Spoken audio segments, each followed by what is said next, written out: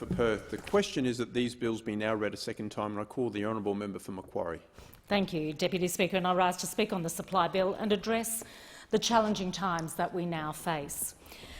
There is no better indication of the desperation that people are feeling in my electorate than the queues that have formed outside Centrelink offices today and the emails and messages that I'm getting from people who need financial support now.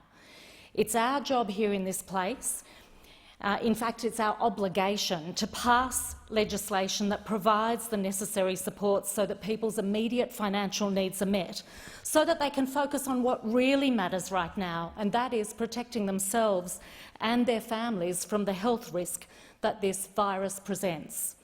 Coronavirus is first and foremost a health risk, so let's make sure that people are not forced to choose between their health and their finances. And we need to do this swiftly. And we will continue to ask the government to consider the extra steps that we recommend be taken to protect people's financial situations as we go through these very challenging months ahead. For my community, it comes on top of bushfires, and we were barely able to start the recovery before this double financial whammy happened. Our economy was sluggish before the fires, shattered by the fires, and now it's even tougher for businesses to withstand the current situation. The $10,000 bushfire grants that we fought for are proving useful for many businesses, but there are others still waiting to see if they're eligible. And I'd encourage all businesses in the Blue Mountains and Hawkesbury who were affected by fires and smoke to investigate that grant. And so to the new measures that have been passed. We welcome the significant increase in job seeker allowance through the $550 a fortnight coronavirus supplement, the waiving of the assets test and the waiving of waiting times. But April the 27th is too far away. The queues and the crashing of MyGov website shows just how great the need is right now. The second one-off $750 payment to many Social Security, veteran and other income support recipients, including pension, is also welcome, but again, it's being paid in July. That is too far away. The further reduction of the deeming rates to 0.25% at the lower rate and 2.25% as the upper rate is also welcome, but I'm not sure why it has to wait till May. It's concerning that there are no changes for the job seeker payment income test, and I've been answering many questions about this afternoon. It means that singles with an income above $542 a week and couples with an income above $993.50 per week will not be eligible for any payments, even if a member of that couple has lost their job, lost their business, or their hours have been substantially reduced. In two-income families, when one person loses their job, they are going to be at risk of missing out because the threshold is low. And while I welcome that it's been extended to people who've been stood down on no pay, to contractors and to sole traders, the failure to change that requirement is going to mean many people miss out on support, as do students and disability pension holders. For sole traders, who make up a huge number of businesses in my electorate, there are enormous uncertainties. Not only do they need to replace the income that they generate for themselves through their business, but they may have to keep paying rent and keep their premises ready to reopen when that is eventually allowed. Businesses who are franchised wonder if they can get relief from those payments. What access will these organisations have for loans? Will they qualify for any extra payments? So for sole traders, this is still a time of great uncertainty, and there is definitely more that can be done to support them. The arts sector, the musicians, the actors, the set designers, the directors, the roadies, the dancers, singers, the painters and sculptors, the filmmakers, they have had the rug pulled from under them. Their existence was already precarious. Now their income is non-existent. This industry needs something extra to give these amazing people some hope that their sector will be viable when this whole thing is over, that theatres will reopen, that venues will function again.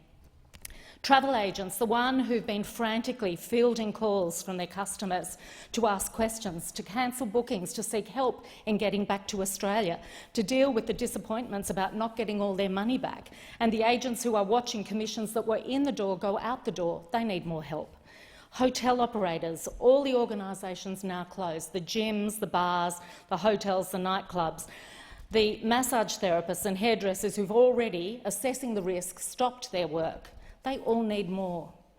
I think what's really frustrating is that, based on the announcements on Friday, a lot of businesses like the Archbold Hotel in Kurrajong Heights went to enormous lengths to quickly meet those requirements and educate customers, only to be told yesterday, 2 days later, that a large part of their business actually had to close. Small businesses who were doing the right thing are now looking at a very different future. And they're adapting fast to takeaway and deliveries, suggesting that EFTPOS fees be dropped so people switch to only tapping, being creative with how they minimise contact with customers. Now, we must continue to find ways to help these businesses survive. I also want to talk about teachers. My electorate of Macquarie has a greater number of teachers than any other electorate. School teachers in all sectors, TAFE teachers, early childhood teachers, university lecturers, we abound with them. Teachers at school, in childcare centres and TAFE are being asked to shoulder an enormous responsibility right now and make invidious choices. Many are older, they're grandparents themselves, and in the category considered a higher risk of being more profoundly affected by the coronavirus. Others have their own children, and while they're teaching, they must send their own kids to school or preschool.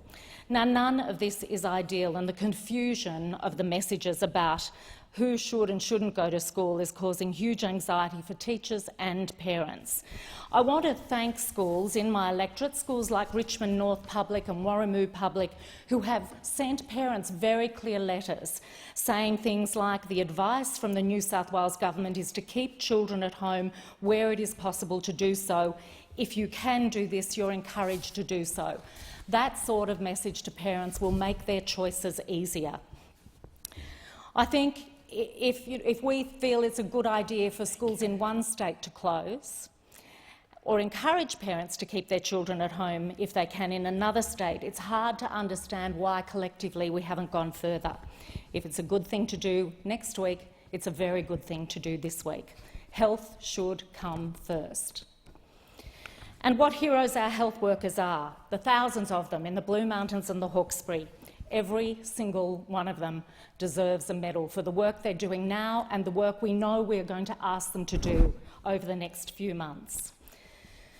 Just to finish, I'm pleased to see that many of our suggestions around aged care workers and the aged care sector have been adopted. This is a sector that is going to have a really tough time, and they will need all the help they can get. On older people and the changes to deeming rates for pensions, another very welcome thing. But I have to say I'm concerned about encouraging people to sell down their superannuation, younger people to access their super and sell it down at a low point in the market, yet at the same time we're allowing retirees not to do that because we don't want them selling down at the low point in the market. So I see a contradiction there, and I'm disappointed that we haven't been able to refine that. Look, we have supported the package that's passed. We have not supported the package because it's perfect. We haven't supported it because it's enough. We haven't supported it because there aren't more things that we can do, because there are. We're supporting it because we're a responsible opposition. We do need to work together, and we are willing to compromise and work together. We're supporting it because it's urgent and it's needed. But I hope the government puts actions to its words, that there is more to do, because there is, and that everyone, as we proceed through the next few months, shows kindness and compassion and does everything they can to be a good neighbour.